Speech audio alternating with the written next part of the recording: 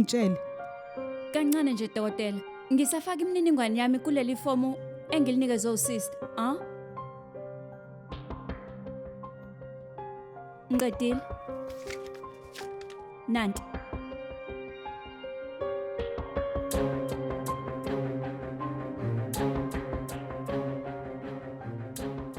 Kahle wena ubani igama lakho? Ngisho ukuthi Monica Deshpande. Monica Deshpande. Okay.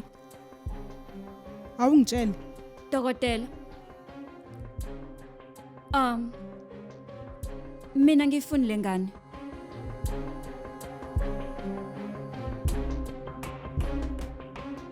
Izathu? Amantombazana kangayo avele ethathe lento njengomdlalo nje. Dokotela. Isinqumo sami lesi. Isinqumo sama wengane. Ngaba kwanele lokho? Definitely not. Ngiyadinga mina ukwazi izathu. Icala yini ukuthi angiyifuni lengane? Uma kukuthi wena uyithanda ingane indaba pho ungathatha amaphilisi okuvikela. Akusona isona ungayifuni ingane. Kodwa uma isikhona phela iyekela iphila impilo yayo. Kancane ke dokotela. Into engizele la dokotela ukuzocela usizo kuwena, hayi wena njengoba usungishumayeza nje. Imibuzo emingaka yokuthi kube njani? Ngiyakucela ke ungisize ngalento engize ngayo. Ngiyakucela dokotela. Phela mina ngizokukhokhela ngalolu sizo lwakho. So, sister. Hayibo sister. Yebo, dokotela. Ungamnika kanjani kodwa iform ngaphandle kwemvume yami? Befuna kumtshela ukuthi asiyenzi nje thina la ekhaya lento efuna ukusenzisa yona. Noma siyiclinic nje ya government, kodwa siyenzi nje la ekhaya. Ngiyaxolisa. Usungahamba ke. Dokotela. Mrs. Deshpande. I-decision yakhe ayisho lutho nje. Ngaphandle kokuthi wena wenza ivumelwano nomnyeni wakho nomndeni wakho, awukwazi uvela uthatha isinqumo esinje.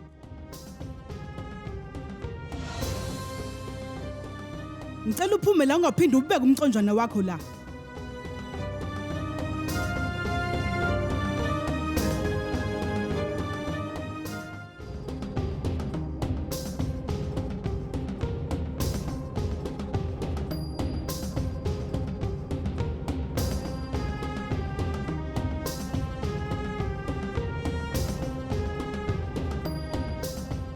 Indlela imithambo yakhe eshaya ngayo iyakhombisa ukuthi wena ukhulelwe. Namanje nje ngiyawuza umthambo wakhe indlela oshaya ngayo ukuthi wena kahle ukhulelwe ungenza isilimo. Ngizokunikeza i-pregnancy test bese wena uyayihlola. Kanti ke nginesiqiniseko sokuthi izophuma i-positive.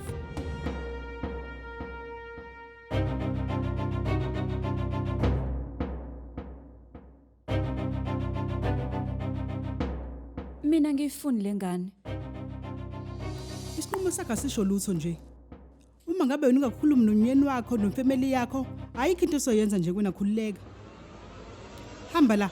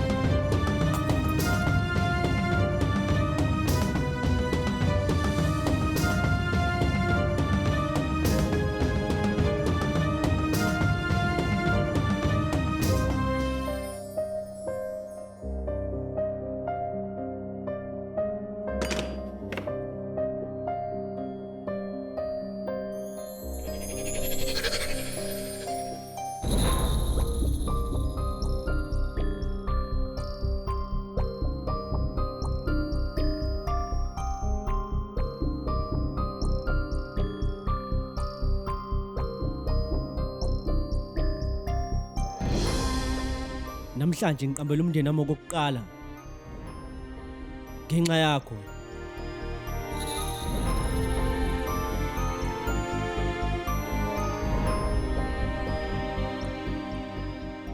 Bekumele ngibekezelele ukuthethwa kwabo namhlanje ngenxa yakho.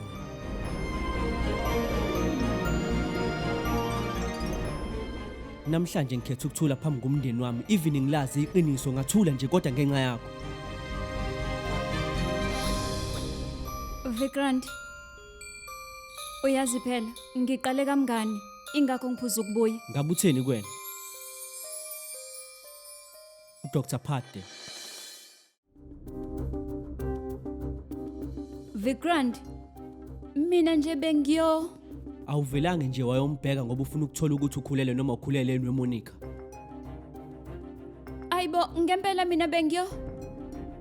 Lento oyifunayo ngeke yenzeke. Ngabe ufuna ikhombisa incwadi yadokotela esho konke lokho?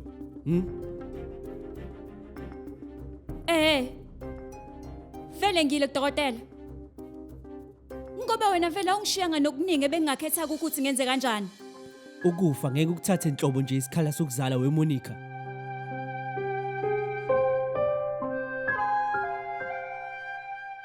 Vikrand, impakamo yakho ke lekhulumayo. Isho. Ithu kuyiqhenya kwami. Mina ngikubona njengobuqiniso nje bomsebenzi wami. Vikrand, yonke lento inzima kumina. Angisakwazi ngempela. Angikwazi ukuyithwala yonke lento lena. Nami iyangihlukumeza lento Monica. Kodwa ngenxa yalokho ngeke nami ngizenze isilima njengawe. Ngisenza isilimo. Ibuphi kubulime ngibenzile manje? Iyiphi impendulo obuzoyinika ugogo kube mina ngifikanga ngesikhathi?